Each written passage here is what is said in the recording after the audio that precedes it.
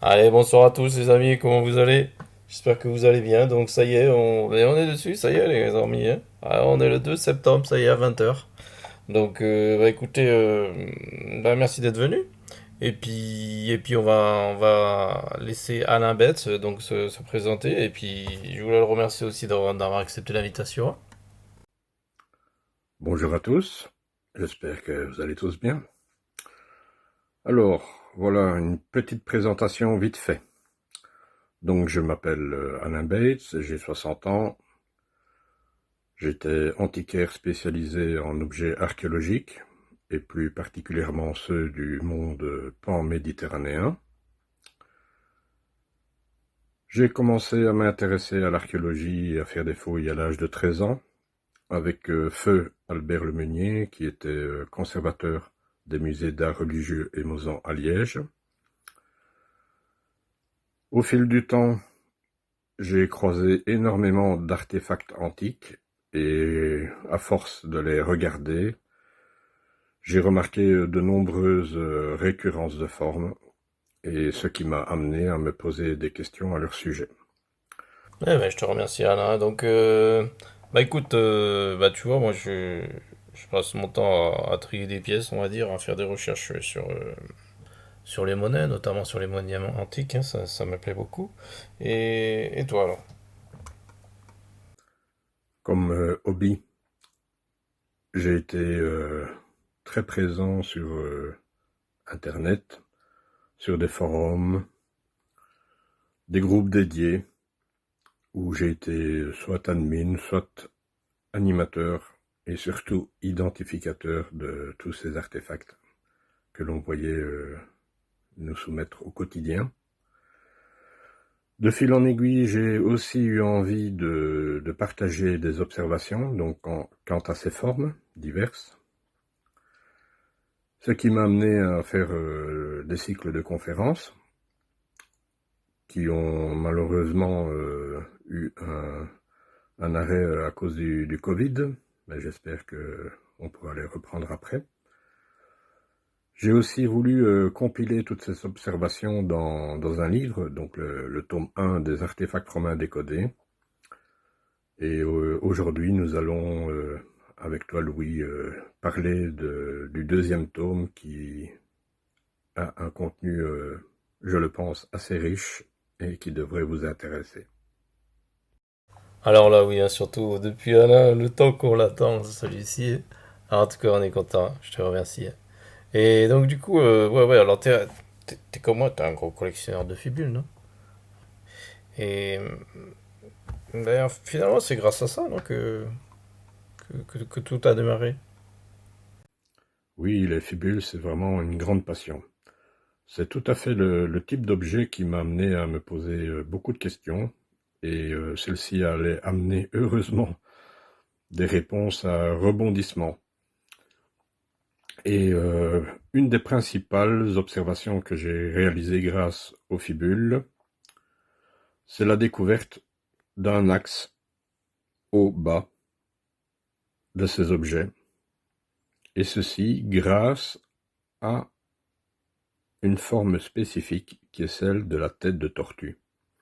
En effet, les fibules romaines souvent sont un univers un peu impénétrable, de formes, de couleurs, de points, de lignes.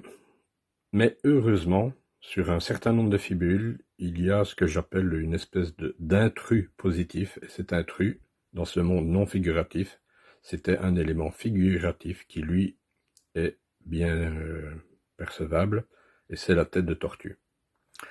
Donc, une des questions majeures à se poser quant à ce type d'artefact, c'est pourquoi y a-t-il une tête de tortue sur le pied des fibules? Attends, ok, mais sur toutes les fibules, là? Ou tout au moins sur une grande partie d'entre elles. Alors, en cherchant un petit peu, j'ai finalement découvert, grâce à Internet, hein, à Wikipédia et compagnie, que cette tête de tortue, en fait, symbolisait une région des enfers, et que le nom tortue même vient de Tartare, donc cette région des enfers.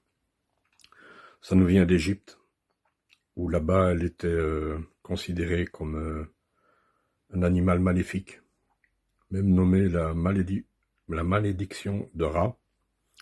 Et j'explique donc l'histoire de cette fameuse tortue dans le tome 1. Oui, parce qu'au final, tu sors donc le tome 2, mais donc voilà, c'est le tome 2, hein. Et donc tu avais déjà ce tome 1. Donc c'est une continuité dans tes travaux au final. Ouais, donc si je puis dire, si j'ose dire, de fibule en aiguille, et donc voilà, de fibule en aiguille sur cette tête de tortue, c'est excellent ça. Ouais, je te laisse continuer là. Alors grâce à cette petite tête figurative, on rentrait de plein pied dans le domaine du symbolisme et de la religion. Et par ce fait aussi dans la cosmogonie même. Donc, comme ce tartare, on sait qu'il est situé sous les pieds, et que la tortue est aussi un animal cosmophore, c'est-à-dire qu'elle est censée porter le monde sur son dos, la tête de tortue était donc en partie basse de l'artefact, donc le fameux axe haut-bas dont je parlais précédemment. Et alors, si on indague le sujet, on voit tout de suite donc dans cette cosmogonie, qui est détaillée dans la Théogonie d'Hésiode, que les Grecs, ils considéraient l'organisation du monde, leur fameux cosmos, comme tel. Au-dessus, il y a le ciel, au milieu, il y a la mer, en bas, il y a la terre, et enfin, notre petite tête de tortue, le tartare, sous les pieds. Donc, ça nous donne une séquence, ciel, mer, terre, tartare, notre axe haut-bas, qui est en fait un archétype, un modèle religieux, et de très nombreuses fibules donc vont se greffer sur ce blueprint et représenter donc les croyances fondamentales de ces Grecs. Alors nous, dans le domaine des monnaies, Alain, on dit que bah, les Grecs, c'est un petit peu les boss, voilà. C'est un peu les boss de la gravure, de la frappe, et ils ont vraiment des monnaies qui sont extraordinaires. Et toute la suite n'a été que copie, tu vois. Donc bah, les premiers copieurs, ça a été les Romains, donc tu me confirmes que c'est un petit peu la même chose dans ton domaine, hein. Par la suite, vous devinez un petit peu l'histoire. Les Romains ont envahi la Grèce. Il y a eu une forme d'acculturation et bien sûr énormément de syncrétisme religieux. Et le panthéon grec a été adapté et est devenu le panthéon romain. Les noms ont changé, mais les principales particularités des déités sont restées les mêmes. Alors pour résumer ce qui, selon moi, est représenté sur une fibule, imaginez donc que vous preniez une tortue, notre animal cosmophore donc qui porte le monde sur son dos. Vous prenez une feuille de boucher, donc un couteau ou si vous voulez une machette, et imaginez un instant que vous coupez une tranche de tortue. Eh bien, c'est ce que vous voyez en fait sur de très nombreuses fibules romaines. La tête, c'est le pied. Le dos, c'est la carapace de la tortue. Et comme elle porte le monde sur son dos, donc tout ce qui va être forme, couleur, point, etc., qui se trouve sur l'arc même de la fibule, va représenter ce monde.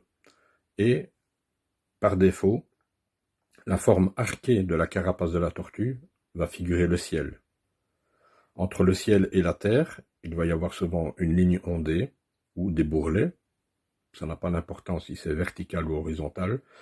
Ça va être la mer. Et le pied de la fibule va donc figurer la terre. Donc en fait, une grosse partie de mon travail a été de vérifier la corrélation entre la théogonie d'Hésiode, ce qui constitue notre fond, et les fibules, ce qui constitue nos formes. Donc, mon postulat de départ était que la forme est la traduction du fond. Et, si on peut lire dans la théogonie d'Hésiode, que si on lâchait une enclume d'airain depuis le ciel, elle roulerait, donc il faut entendre, elle tomberait pendant 9 jours avant d'atteindre le niveau de la mer, et elle roulerait encore, tomberait donc 9 jours supplémentaires pour atteindre le niveau des enfers. Donc de facto, il y a équidistance entre le ciel et la Terre. La Terre étant un élément, la mer, pardon, étant un élément médian qui va être figuré de manière générale au centre de la composition. Elle va diviser l'artefact en deux registres distincts, un uranien, c'est-à-dire le ciel, et l'autre chthonien, c'est-à-dire appartenant à la Terre. Ensuite, puisque il y a donc un archétype qui transparaît au travers des fibules, le tout est de vérifier si ce principe religieux peut s'appliquer aussi aux autres objets de toutes sortes. Parce que ce n'aurait pas été logique que cet archétype ne transparaisse qu'au seul travers des fibules. Donc la suite de mon travail a été de vérifier patiemment si je pouvais voir les mêmes formes avec la même valeur symbolique dans d'autres types d'artefacts, et pour mon plus grand bonheur, ce fut le cas. Bah, alors là, on rentre dans le vif de ton sujet à toi, là, mais bon, pour nous, pour un œil un petit peu extérieur.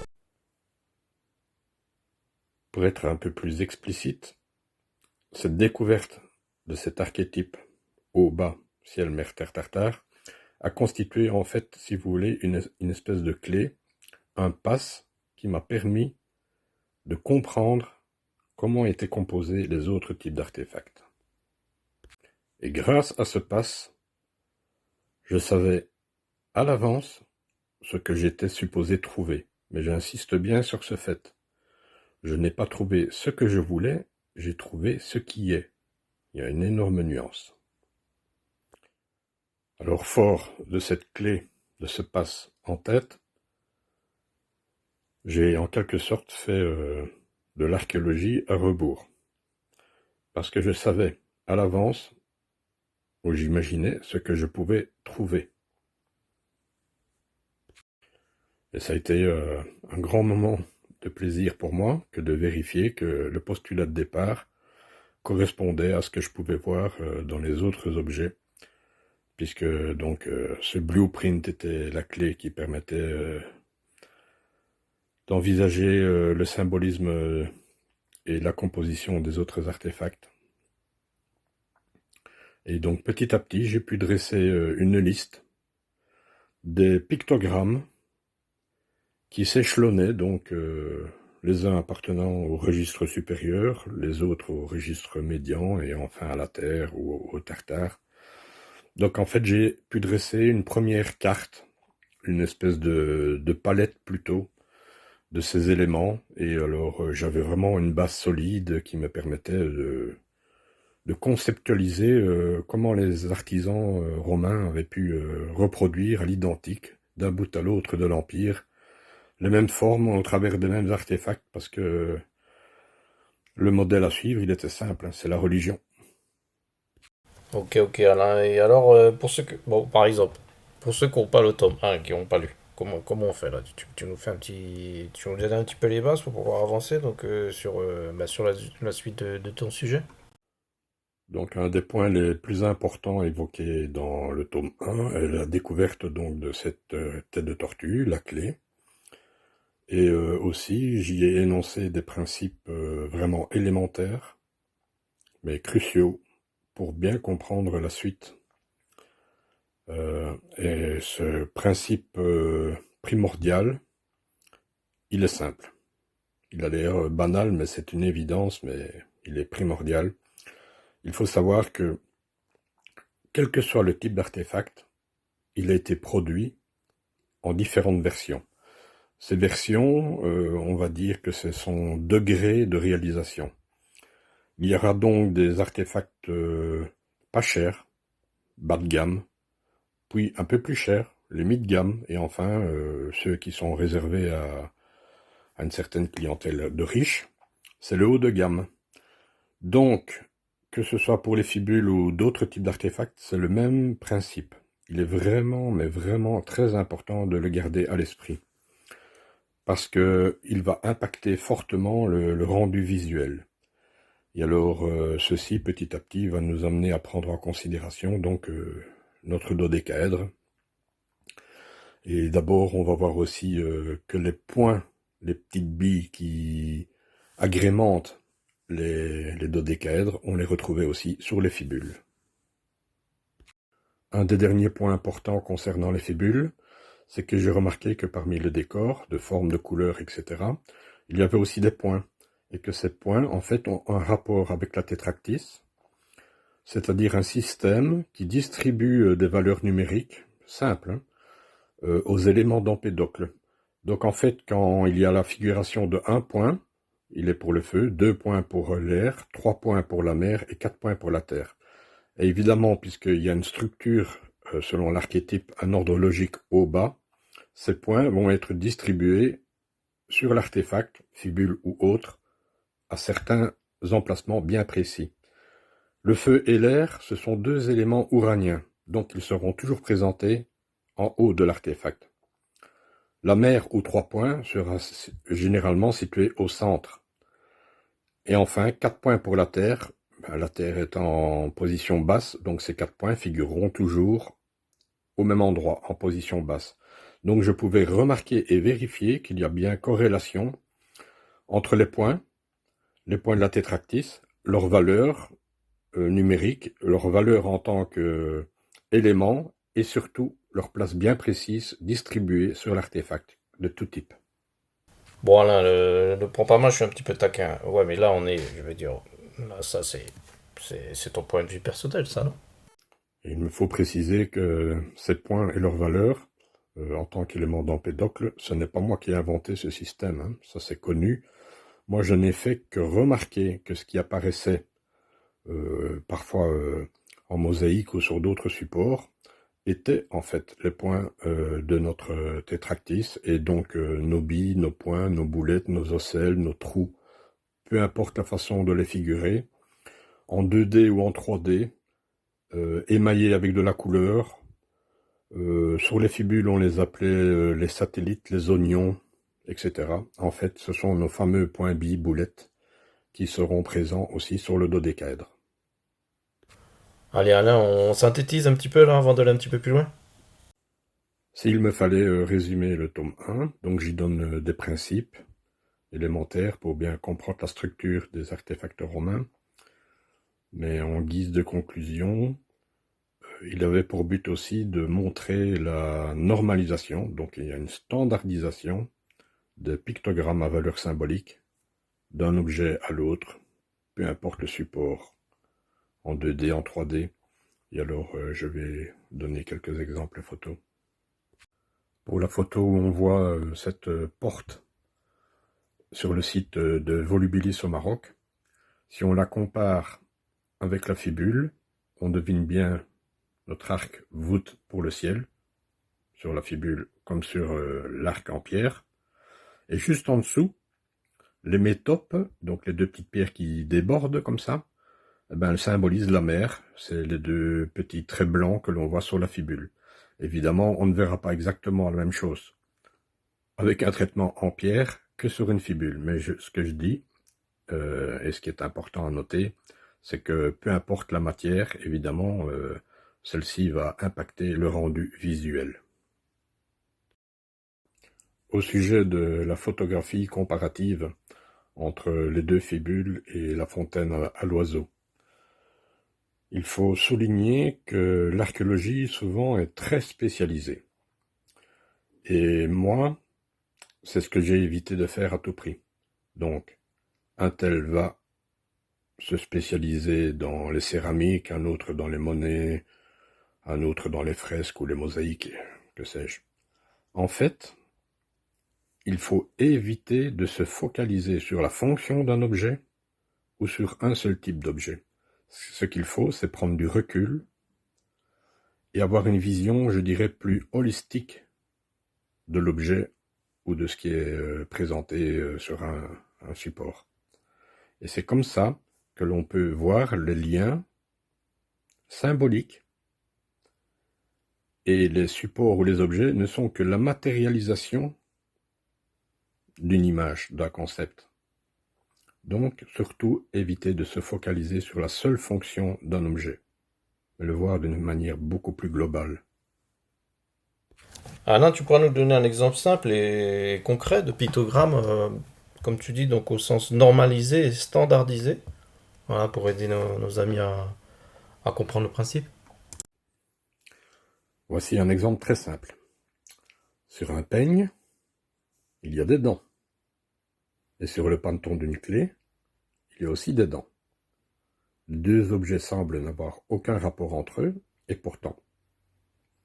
Ces dents constituent en fait le pictogramme du râteau. Sur les deux types d'objets, ils ont le même but, à savoir figurer la Terre. Il s'agit vraiment d'une façon inédite et singulière de regarder les artefacts romains. Ceci peut sembler incroyable, et pourtant c'est du factuel. Il est simple de le vérifier, de le comprendre, par l'observation et la comparaison. J'ai dû parfois aussi inventer une terminologie simple pour illustrer mes propos. D'où l'emploi de mots comme râteau, rési, S, etc. À bien les regarder, les artefacts romains de tout type sont en fait des compositions, des montages de formes. Évidemment, l'objet doit rester fonctionnel, il faut bien le vendre. Mais leur utilisation au quotidien participe du culte. Il y a vraiment une imprégnation religieuse dans l'artefact. Les pictogrammes qui sont dessus sont plastiques, c'est-à-dire qu'ils vont être adaptés à la forme de l'objet. Mais ils vont véritablement être chemisés, comme moulés à l'intérieur de ce concept de pictogramme, et ceci à des fins religieuses. Sur les 12 siècles qu'a perduré l'Empire romain, ou plutôt la civilisation romaine, il n'y a pas eu un seul Picasso, un Dali, pour venir dans un délire briser les codes. Et c'est la religion qui sans doute explique cela. C'est sacré, on n'y touche pas, ou alors on en paye les frais. Vous vous apercevrez par vous-même dans ce documentaire l'importance et le rôle des clés, la symbolique des clés. Donc j'ai choisi à bon escient cet exemple avec la clé au panneton qui est très bizarroïde. En fait, même si vous n'y connaissez rien en symbolique, vous allez regarder cette clé et vous dites, mais enfin c'est quand même étrange et très particulier les formes qu'il y a dessus. Est-ce que tout ceci a un sens? Eh bien en fait c'est un sens insoupçonné, sauf si vous avez de nouveau, sans jeu de mots, la clé de lecture. En fait, tenez-vous bien. La clé, elle sert à ouvrir une boîte, une porte, ce que vous voulez. Mais cette porte, elle a même une déité qui est la gardienne du passage. C'est Janus. Par passage, entendez entre la vie et la mort. Donc le passage vers l'au-delà. Bon. Maintenant, c'est pour ça que je vous ai parlé des dents en râteau du panneton. Si vous n'avez pas le concept en tête, pour vous c'est une clé et moi je suis un débile mental. Par contre, si vous avez le concept à porter, vous pouvez voir la clé différemment. Un tour de clé, vous êtes sur Terre. Un autre tour de clé, vous êtes au ciel. Mais plus encore, à force d'observation, j'ai même remarqué, si par exemple, il n'y a pas de tartare sur la clé, parce qu'on ne va pas mettre une tête de tortue au bout de la clé, elle va nuire à la fonction même de la clé, mais nous sommes dans un monde d'allégorie. Donc, en fait, le tartare, qui est aussi le puits des enfers, où étaient précipités les damnés pour y subir des peines, des châtiments, ce tartare n'est pas sur la clé. C'est le trou de la serrure. Et là, vous commencez à concevoir l'objet d'une façon complètement différente. Nous verrons aussi que certaines clés avaient sur leur dessus une petite grenade. Déjà, c'est un symbole d'éternité. Déjà, rien que ce symbole-là devrait nous questionner et nous demander la raison de sa présence. Maintenant, quand nous savons que nous sommes dans un contexte exclusivement religieux, l'explication semble beaucoup plus logique. Avant d'aller plus loin, je vais vous donner un autre exemple de ce pictogramme en râteau dédié à figurer la Terre, avec un petit bronze qui était une fixation sur un seau ou une situle. Donc la frange du bas est l'équivalent de notre pictogramme râteau, ainsi que les doigts de la main. Et alors vous verrez sur le dessus, les bras anormalement arqués, eux, servent à figurer la voûte du ciel. Donc de nouveau, à travers l'objet, il faut voir une allégorie religieuse ciel-terre. Il y a en fait une multitude d'artefacts romains qui sont boultés, sauf qu'on ne le voit pas toujours. Pourquoi? Parce qu'en lieu et place de billes bien visibles, ça peut être juste des petites nodosités. Je donne un exemple. Par exemple, tout le monde voit ce que c'est qu'une cloche, une clochette romaine, de Tintinabulum ou autre. Vous aurez remarqué que le dessus de la cloche, il est bombé, mais que sa base est de section carrée. Déjà, le carré est un des pictogrammes, une des formes géométriques principales dédiées à la Terre. Mais en plus, en dessous de la base carrée, et ça ne sert absolument rien à la cloche, il y a 4 petites nodosités à chaque angle. Donc, c'est le code numérique, la valeur de la tétractys attribuée, le 4, à la Terre. Donc en fait, la base carrée et les 4 points, les 4 nodosités, sont dédiés à figurer la Terre. Maintenant, pour répondre à la question, y a-t-il des clés boultées? Oui, il y en a. Et alors, c'est un peu un genre d'archéologie participative. Il y a des gens qui ont trouvé des objets romains et qui, depuis une dizaine d'années, m'envoie systématiquement des questions avec des photos. Et moi, j'ai sélectionné donc des objets que tout le monde n'a pas eu l'occasion de voir, de rencontrer, qui justement sont très prolixes et ils explicitent le concept. Ah, c'est ça qu'on aime bien avec toi, Alain. On va dire, c'est de la science participative et puis, tout le monde peut faire avancer les connaissances, c'est bien. En fait, avec le temps, vous vous familiariserez avec la façon dont les Romains ont exploité ce petit système de points, billes, boulettes, etc. Sur la première clé, mais ça aurait pu être un passe-guide ou n'importe quel autre type d'objet basique romain en bronze. La bille sommitale, un point, c'est le feu. Ce point-là, pour le feu, ne peut être que sur l'anneau qui, lui, représente le ciel.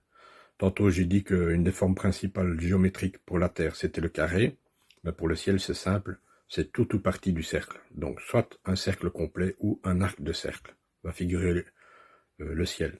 Un petit peu comme sur le peigne en os que j'ai montré en photo. Donc, la partie courbée sur le dessus, c'est la voûte du ciel. Et les dents en dessous pour la Terre. Donc, pour en revenir à nos clés, le bouton sommital, le feu, appartient au ciel, donc il ne peut être que dans le registre supérieur et sur l'anneau qui figure le ciel. Les 2 points latéraux, eux, ils servent à figurer l'air, donc c'est la valeur numérique attribuée à l'air. Donc, 1 point et 2 points seront toujours en partie haute. Alors, j'ai montré aussi une clé avec un cube.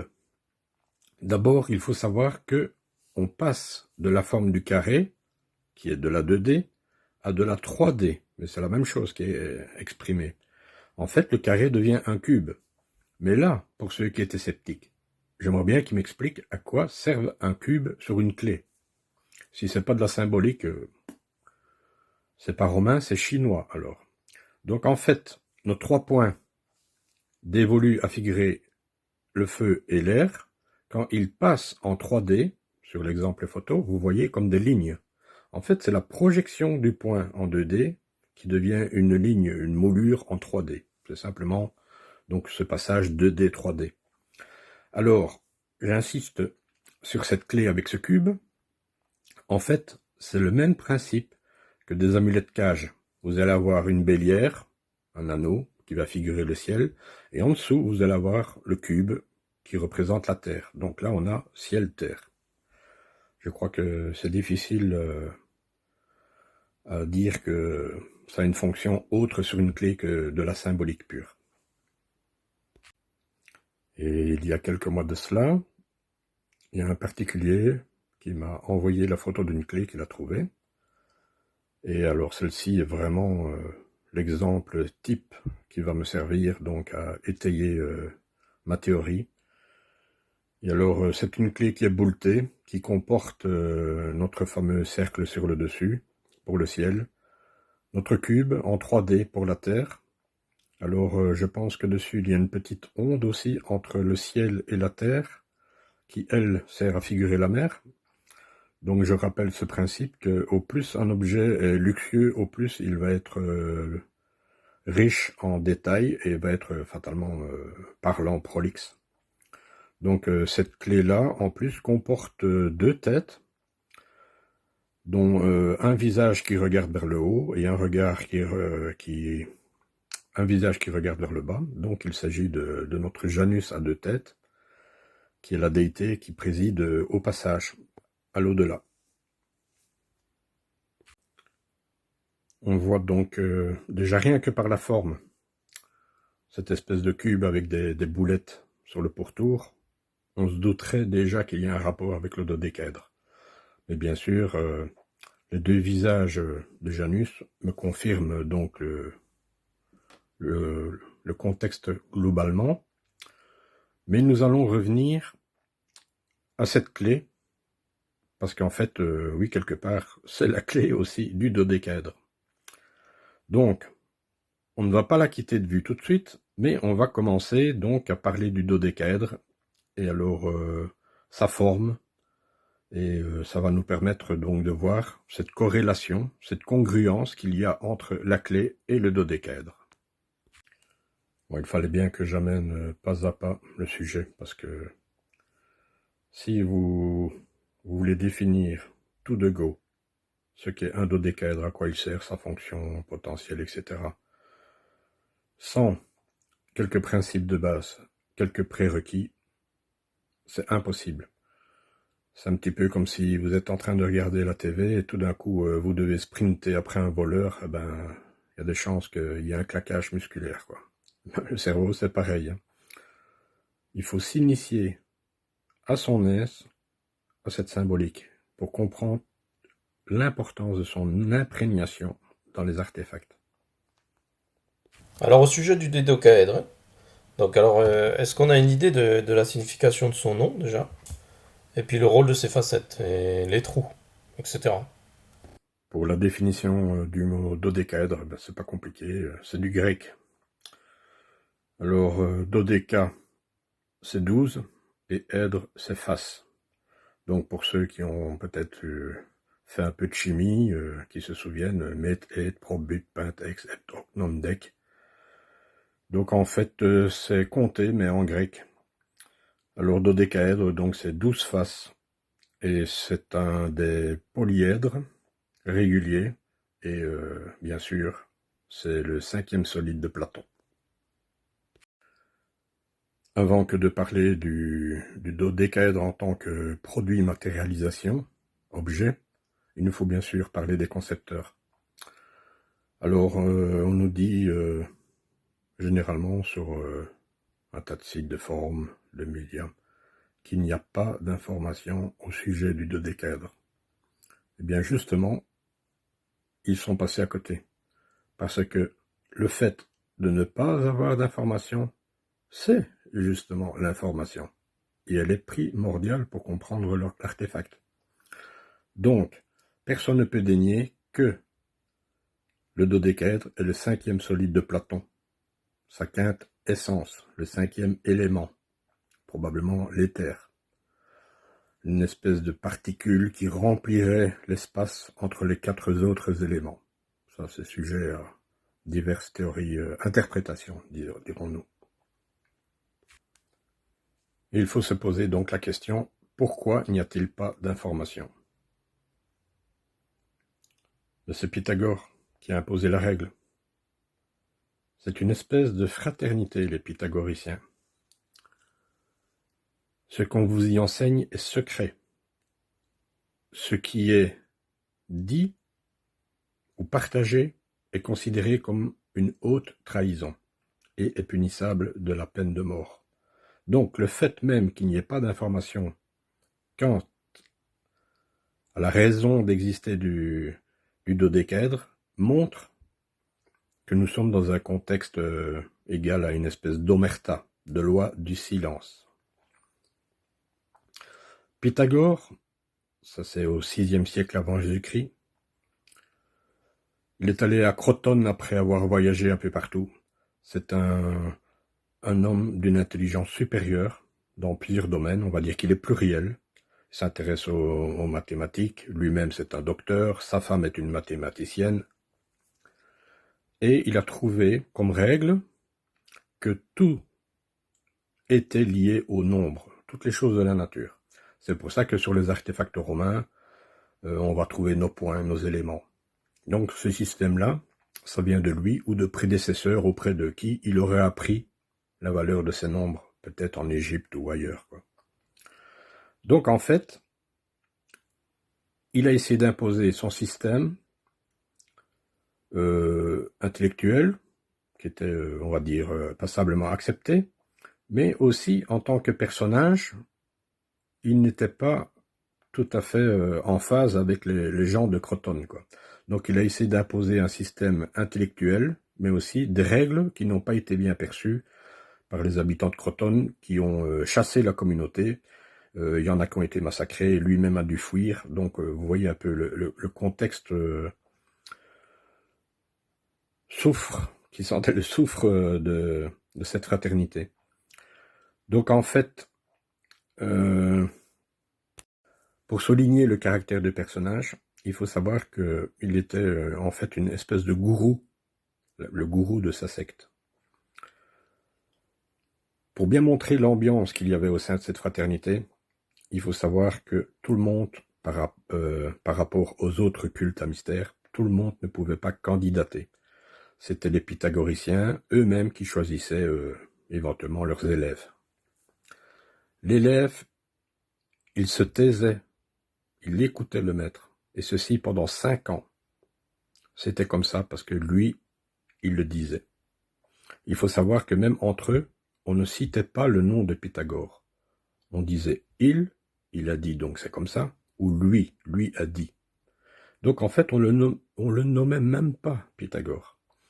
Donc c'est une espèce d'intellectuel, mais qui est un petit peu penché du côté de l'excès, quoi, quant à ses rapports avec ses élèves, quoi.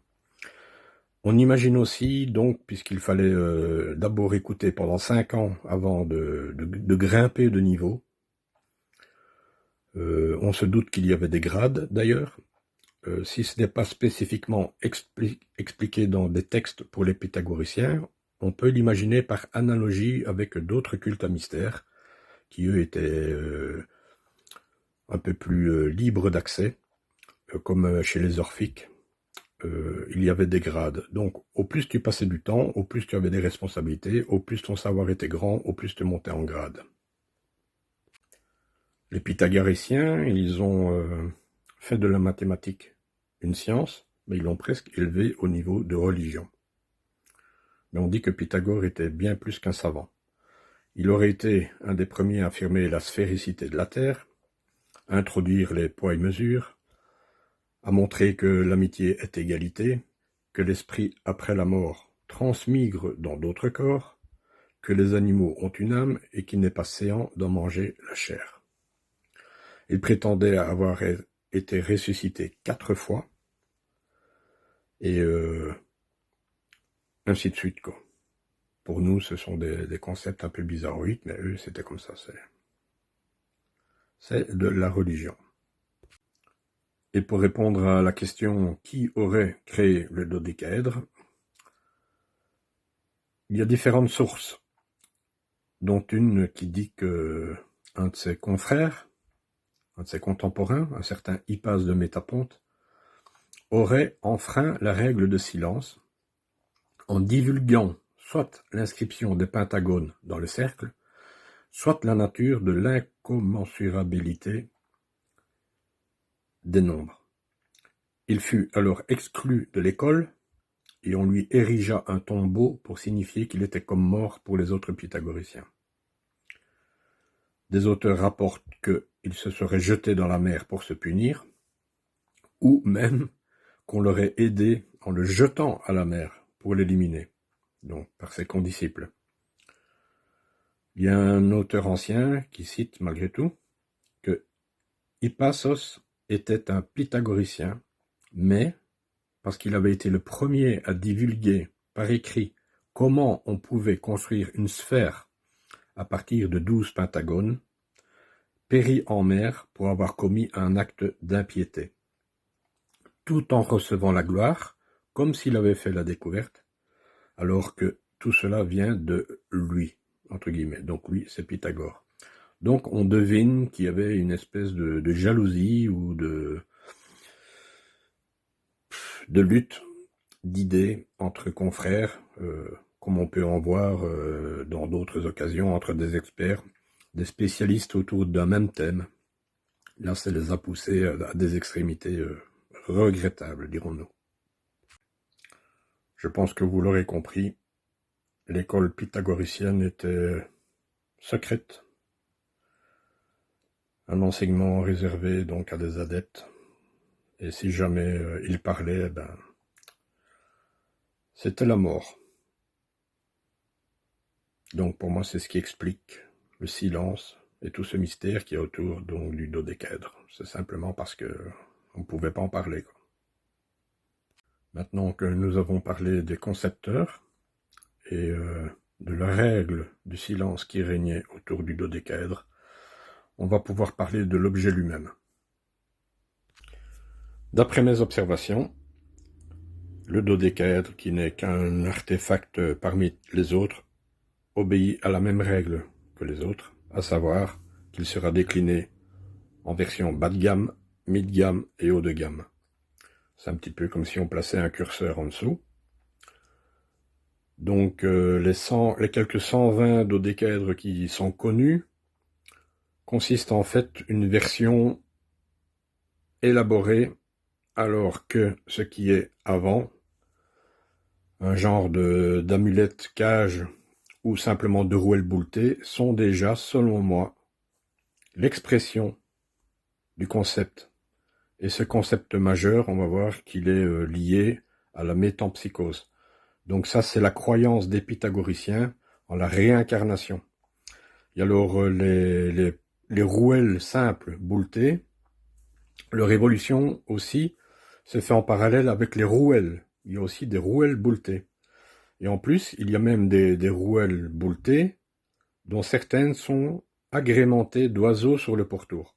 Et ces oiseaux sont le véhicule de l'âme qui va aider au passage donc de l'âme vers l'au-delà. Donc ça, c'est important de savoir, c'est que ces rouelles basiques bouletées ou les rouelles à croisillon ou ce qui ressemble à des dodécaèdres et bien sûr le dodécaèdre, tout ça fait partie, selon moi, de la même famille d'objets. D'ailleurs, on imagine qu'il n'y a que 120 dodécaèdres qui ont été retrouvés, mais selon moi, il y en a beaucoup plus. Mais seulement, parfois, ce n'est pas évident de définir à quel moment ça devient dodécaèdre. On peut reconnaître visuellement de ce qui n'est pas dodécaèdre. Donc la frontière est juste entre les différents artefacts. Donc, moi, j'ai trouvé toute une série d'exemples qui tenteraient à prouver qu'il y a des objets donc intermédiaires, donc sur cette ligne avec le curseur, entre les différents stades d'évolution, de degré de réalisation des dodécaèdres, si vous préférez. Tout à l'heure, tu as parlé des oiseaux, tu peux en revenir dessus un petit peu? Dans le tome 2, je consacre un assez gros chapitre aux oiseaux.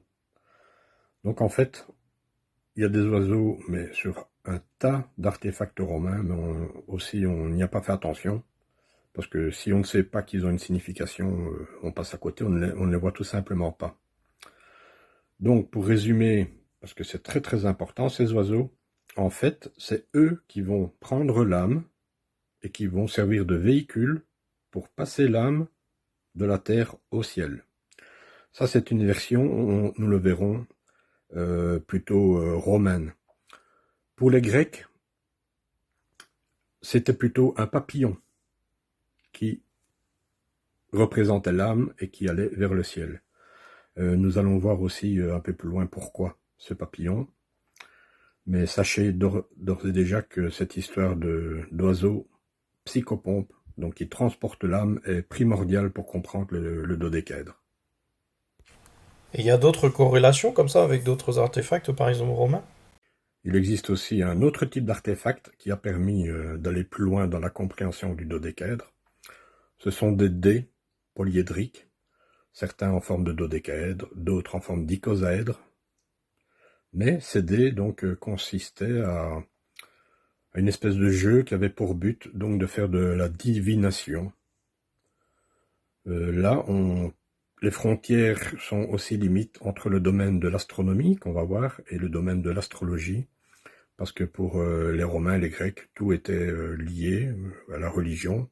C'est un monde vraiment superstitieux, et en fait, les oracles étaient courants, et donc les gens aimaient bien savoir, ah, tiens, qu'est-ce qui va se passer demain dans ma vie, est-ce que ma fille va avoir des enfants, enfin tout ça. Donc c'était des questions un petit peu existentielles, un petit peu comme l'astrologie permet d'y répondre dans la rubrique des journaux quoi, actuels. Et pour les 12 faces alors? Alors il y a plusieurs chercheurs qui sont d'accord sur ce fait-là. C'est que les 12 faces du dodécaèdre représentent les 12 constellations qui sont visibles dans le ciel. Donc, selon moi, le rapport avec les dés à jouer pour faire de la divination est établi. En fait, l'intérêt de ces dés, c'est que certains ont des chiffres qui correspondent donc de 1 à 12 à ces constellations, ou encore, ils ont des lettres, par exemple comme sur le joli dodécaèdre en argent découvert en Suisse, il me semble, où là, on a carrément le nom des différentes constellations. Donc on a le zodiaque au complet. Il faut savoir que dans le ciel, il y a 88 constellations. Et les Romains, les Grecs, les Romains, en ont retenu 12. Pourquoi? C'est simple, ce sont les 12 constellations dans lesquelles le Soleil passe. Ce qu'on appelle une elliptique. Et donc, le Soleil va passer à différentes périodes de l'année dans telle ou telle constellation. Donc on va voir que ce passage a un lien direct avec ce qui nous intéresse quant au dodécaèdre. Donc on va pouvoir commencer à parler de la fonction, si vous voulez, du dodécaèdre. C'est une espèce de modèle réduit, de maquette du cosmos, mais avec une vision géocentrique, c'est-à-dire en plaçant la Terre au milieu du modèle. Donc c'est comme si nous on regardait dans le ciel la nuit et qu'on voit telle ou telle étoile ou planète. Donc c'est ça qui est figuré sur les 12 faces du dodécaèdre. Vous me direz jusqu'ici, pas grand-chose de neuf sur le Soleil. Donc il y a d'autres chercheurs déjà qui avaient découvert que, bien sûr, les 12 faces équivalent à les 12 constellations, mais il leur manquait un élément primordial. Donc, il faut savoir que le dodécaèdre est une vision géocentrique, donc comme si la Terre était placée au centre, et que l'on regardait la voûte céleste autour de soi. Que ces 12 faces ont été choisies pour leur passage, pour le passage du Soleil dans les constellations donc, qui sont figurées, les 12 qui ont été choisis parmi les 88. Et on peut imaginer une espèce de boussole cosmique qui aurait une propriété, on va dire, une application calendrier. Voilà, donc en guise d'aiguille, si vous voulez, il y a des aiguilles virtuelles qui seraient le Soleil et la Lune à l'intérieur. Au fur et à mesure qu'on avance avec toi, Alain, on se rend compte que ben, les constellations avaient une importance particulière, dis donc. Il faut savoir aussi que chaque constellation donc, est une portion du cercle de l'écliptique au complet. Et chaque portion fait 30 degrés. Donc 12 fois les 30 degrés vont donner 360 approximativement le nombre de jours dans l'année. Et parfois ils avaient des petites rajoutes, ils complétaient. Donc ça c'est important de savoir. Maintenant, quel est l'intérêt de connaître les constellations? En fait, c'est une espèce de quête. Une quête de maîtrise de l'espace et du temps. En fait, je m'explique. Sur Terre, il y avait des chercheurs à l'époque, rien qu'avec un planté de bâton, un gnomon, ils faisaient des constatations au sol. Ainsi, avec l'ombre du soleil, ainsi Ératosthène a été un des premiers à découvrir que la Terre, apparemment, elle était ronde. Donc, c'était crucial de pouvoir déterminer des événements en lien avec le lever ou le coucher du soleil à telle ou telle saison, et notamment en Égypte, l'apparition par exemple d'une étoile, l'étoile de Sothis, qui était assimilée à Isis, révélait que dans les jours à venir, il y allait avoir les fameuses crues du Nil, vitales pour la société égyptienne de l'époque. Donc, il était primordial de savoir, en concordance avec donc ce zodiaque, plutôt un outil, considérons-le comme un outil astronomique dans un premier temps, il était important de savoir que quand le soleil passait dans tel quartier, donc chaque portion, qui en plus était dédiée et sous la tutelle d'un dieu, allait amener à des événements. Donc là, nous sommes dans le cadre chronologique, donc la maîtrise du temps. Maintenant, je vous parle aussi d'espace. Si vous plantez un bâton dans le sol, ce que vous voyez comme manifestation du soleil dans le ciel, par exemple, son cycle en forme de 8, que l'on appelle une analème, vous pouvez le voir aussi en plantant des bâtons dans la terre. Donc l'ombre projetée va aussi former ce 8. Donc ce 8 va servir de repère, vous allez pouvoir mettre des jalons et savoir qu'à tel moment, eh bien, il y a une des courbes qui va être déclinante et qui va se rapprocher du solstice d'hiver, alors qu'il y en a une autre qui, à partir de ce moment-là, qui va être croissante et se diriger donc vers la course maximale d'ensoleillement des journées. Donc c'est primordial de savoir ces dates-là pour faire, selon les endroits, des récoltes, des semailles, ou ce que vous voulez. Donc vous aviez en quelque sorte un calendrier. Et ce calendrier, il n'est pas spécifique aux seuls pythagoriciens. C'est pour ça qu'il y a une analogie avec les Celtes. Il y a une certaine proximité conceptuelle, on va dire. Et c'est ça qui va expliquer aussi qu'on a trouvé des dodécaèdres quasi exclusivement, aux dernières nouvelles, dans un univers, on va dire, pan-celtique, à la limite entre le monde celtique et le monde romain. Ça a été facilité par le syncrétisme et par vraiment une proximité de conceptions philosophiques et religieuses liées à la métempsychose, liées au même système de roues. Par exemple, toutes ces rouelles qu'on voit, les roues attachées au dieu Taranis. Taranis est en fait l'équivalent de Jupiter tonitruant. Donc c'est le même concept. Le protocole est peut-être légèrement différent, mais le concept, le fond est le même à la base.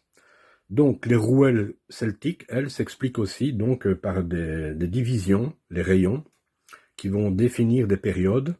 Parfois il y aura des rouelles avec 4 rayons, avec 6 rayons, avec 8 rayons. Ça c'est simplement rajouter des éléments.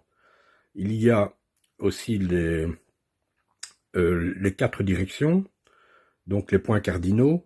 Dessus, vous pouvez greffer d'autres axes qui vont être en rapport avec des fêtes agraires, etc., etc. Donc, vous avez aussi le calendrier de base ou le calendrier un peu plus pointu avec un peu plus de détails, un peu plus d'applications. Et in fine, vous avez donc, vous savez, cette fameuse réglette-là avec le curseur. Au-delà du dodécaèdre. Vous avez le fond qui est bien exprimé, par exemple, en Égypte, sur le plafond de Dendera, où là on voit vraiment tout le système. Et à la fin, nous aurons le fameux mécanisme denticitaire qui, lui, est une espèce de machine qui va permettre de mettre tout ça en mouvement. Une chose intéressante à savoir aussi, c'est que le cancer est illustré donc par un crabe. Chez les Grecs, ils utilisaient un mot qui ressemble à cancer en grec, mais qui signifiait aussi une espèce d'écrevisse. En fait, si le crabe et l'écrevisse ont été choisis, c'est pour sa marche à reculons. Là, de nouveau, c'est une métaphore. C'est le crabe qui marche de côté ou à reculons. Il symbolise de manière allégorique la course du soleil qui diminue. Donc en fait, les jours raccourcissent. Donc ce cycle dure 6 mois. Et quand il arrive au solstice d'hiver, là, le soleil renaît et il repart donc vers une phase croissante. Donc en fait, tout ça, c'est une allégorie du renouveau perpétuel, immuable et divin du soleil et donc de la vie sur Terre. Donc le but étant d'atteindre l'immortalité, puisque la préoccupation majeure est de savoir ce qui va advenir de soi ou de son âme après la mort. Là, vous atteignez l'immortalité. Si vous accomplissez donc ces cycles, et alors nous le verrons si nous avons encore le temps, que certains monuments sont basés sur ce principe, notamment les tombeaux des géants en Sardaigne, donc des structures mégalithiques.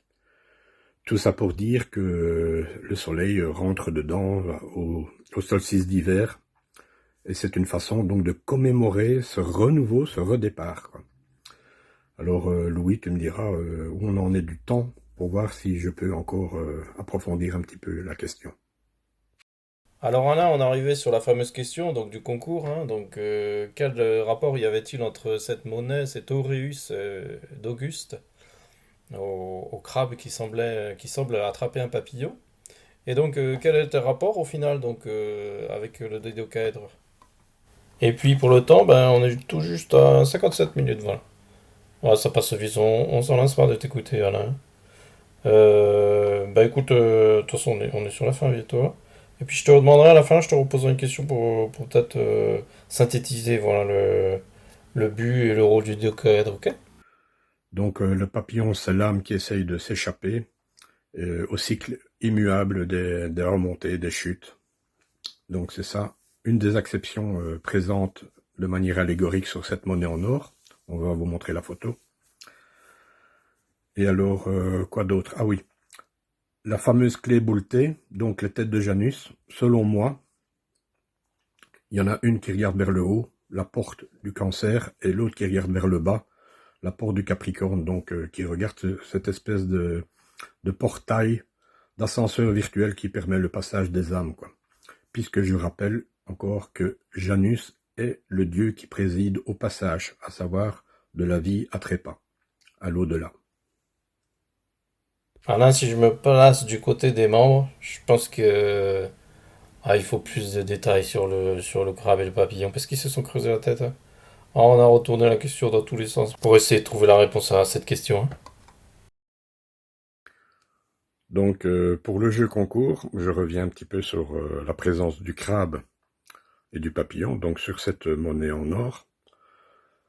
Dans la pensée des pythagoriciens et dans celle même de l'orphisme,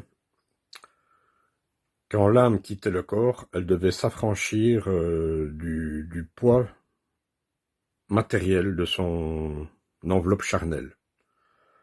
Donc, à mon avis, le crabe représente ce poids, cette charge de l'enveloppe matérielle dont il faut s'affranchir pour accéder au ciel. Et dans le rôle du papillon, il y a aussi un peu ce même ordre d'idée un peu subtil. C'est que l'âme doit se métamorphoser, donc passer de l'état de chrysalide, on dirait son vécu, à celui de papillon, qui est un être beaucoup plus léger, beaucoup plus ressemblant donc à cette âme qui doit être la plus légère possible pour accéder au ciel. Voilà, donc pour moi la présence du crabe et du papillon. Nous sommes dans l'allégorie. Et Alain, t'as pensé à regarder un petit peu avant l'époque des Romains, donc du coup, ce qu'il en était? Alors vous pensez bien que j'ai aussi creusé un petit peu en amont pour voir si ce concept venait d'ailleurs, et il semblerait bien en fait qu'il nous vienne d'Égypte. Ce n'est pas plus étonnant que ça, puisque c'était d'excellents astronomes, et puis nous avons vu que le plafond de Dendera explique un petit peu tout ce système. Alors, je voulais encore rajouter quelque chose d'assez amusant que j'ai découvert. Le papillon, selon moi, il vient de la forme du grand chasseur d'Orion, à savoir ce qu'on appelle aussi la ceinture d'Orion. Donc, en fait, qui ressemble à une espèce de nœud papillon, mais dressé verticalement. Alors, il est intéressant aussi de préciser qu'il semblerait bien que le concept soit aussi au sol, sur le plateau de Gizeh, où les trois grandes pyramides seraient orientées en direction d'Orion. Donc, toujours cette idée que Orion est dans l'axe qui permet la résurrection. Et alors, pour moi, il y a une continuité donc entre tous ces concepts. Donc, si vous voulez, la machine denticitaire est une machine réduite, peut-être, de ce qu'est la pyramide, ou les pyramides de Khéops. Il faut savoir aussi que ce sont des considérations qui ne sont pas, donc, nous le voyons, uniquement réservées aux Celtes, aux Romains, aux Égyptiens, mais qu'un peu partout ailleurs dans le monde, il y a toujours eu la même préoccupation. Et il semblerait même que, par exemple, chez les Étrusques, ils ont aussi, dans le nord de l'Italie, à Marzabotto, ils ont copié la carte du ciel pour en faire un patron qu'ils ont mis au sol pour créer leur ville. Donc, ce phénomène, il est presque mondial, quoi. De même, je pense que c'est à Teotihuacan, ils ont placé les pyramides de la même façon que les pyramides de Gizeh, au sol. Le but, c'est de, comme une vue miroir, c'est de montrer au sol ce qui est visible dans le ciel, à savoir donc Orion, qui lui symbolise donc ce moment propice au renouveau, à la renaissance. Donc je crois que vous avez compris le lien métaphorique entre tous ces exemples. Bon, Alain, voilà, on y arrive. Ça fait 1 heure, Alain, déjà qu'on est ensemble là. En tout cas, on s'en lasse pas. Alors, qu'est-ce que seraient les dernières pensées que tu aurais à nous livrer avant de conclure? Alors il me semble que j'ai assez parlé donc de la notion de temps, avec les saisons, les rayons, etc. Je vais terminer en vous parlant un petit peu de la notion d'espace.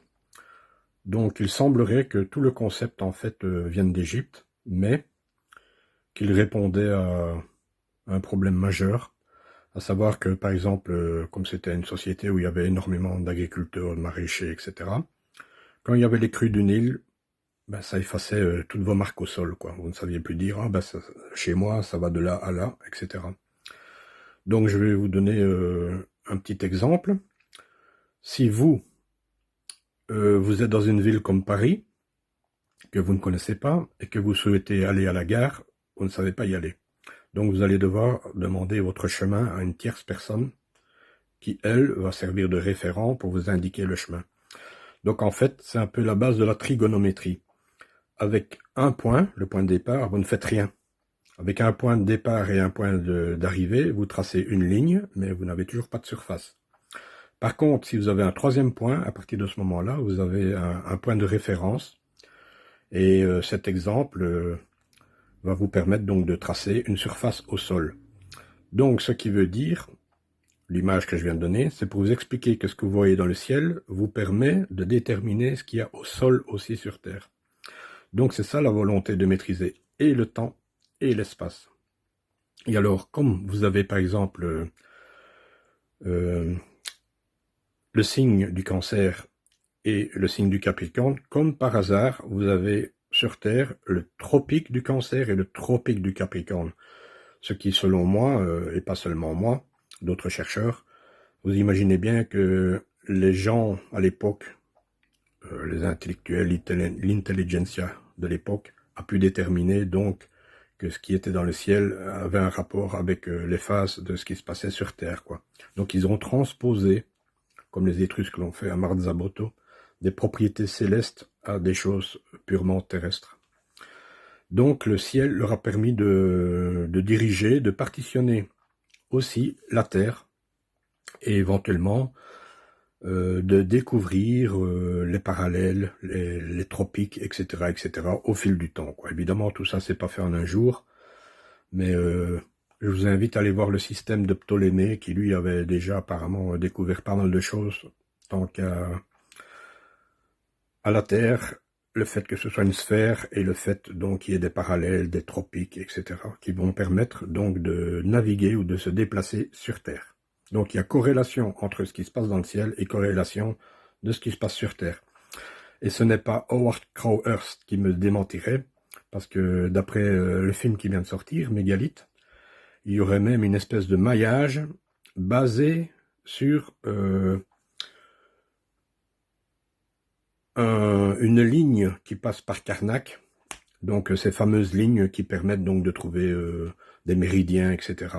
Donc tout ce système de mégalithes serait lié à une espèce de bornage de ce qui est visible dans le ciel, et ben on le transpose sur Terre, quoi. Et ce bornage a permis de faire des calculs, de trouver le nombre d'or, des carrés 3, 4, 5, etc., etc. Donc tout ce qui touche à la mathématique, la trigonomie, moi ça me donne des boutons, ça me chatouille, mais c'est pour vous indiquer que apparemment tout ça est bel et bien lié. Super, bah, du coup on arrive à la fin, toutes les bonnes choses ont une fin. Alors qu'est-ce que tu pourras nous synthétiser, comme je te disais, alors en quelques mots? Moi, peut-être la dernière intervention, en quelques mots, le but, le but de cette fameuse objet, le dodécaèdre. Alors voilà, si je devais résumer donc le rôle du dodécaèdre en quelques mots, ce n'est pas du tout un outil dans le sens où on l'entend habituellement dans notre société moderne. C'est simplement un objet religieux qui symbolise donc la croyance à la métempsychose. Donc parmi les 12 facettes constellations que nous avons vues, il y en a 2 sur l'épicycle qui sont particulières et qui sont plus importantes. Il y a celle du Cancer, donc lors du moment du solstice d'été, et celle du Capricorne lors du solstice d'hiver. Et les anciens, ils imaginaient que ces 2 moments particuliers possédaient une porte qui permettait soit aux âmes de chuter sur terre, ou soit, à contrario, aux âmes de s'élever vers le ciel. Et alors, il faut considérer l'intérieur du dodécaèdre un petit peu comme un tore, où il y aurait un ascenseur qui permet donc le passage entre ces 2 portes pour monter et pour descendre. Alors pourquoi il y a cette espèce d'autoroute à double voie? En fait, les anciens imaginaient que les âmes qui étaient déjà au ciel et qui étaient en peine, qui se souvenaient par exemple de péchés dans des vies antérieures, elles rechutaient sur terre pour venir se réincarner dans une personne, dans un être humain, ou voire même dans un animal. Et donc ceci explique une des raisons pour lesquelles les pythagoriciens étaient végétariens. Et à contrario, quand l'homme passait de vie à trépas, son âme devait pouvoir monter au ciel.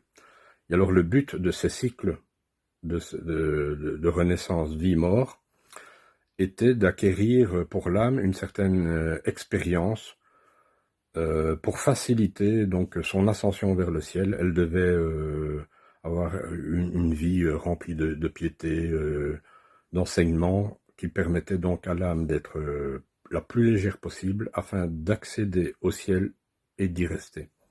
Donc pour moi, c'est la seule raison d'être du dodécaèdre. C'est un objet mystique de contemplation ou religieux qui symbolise donc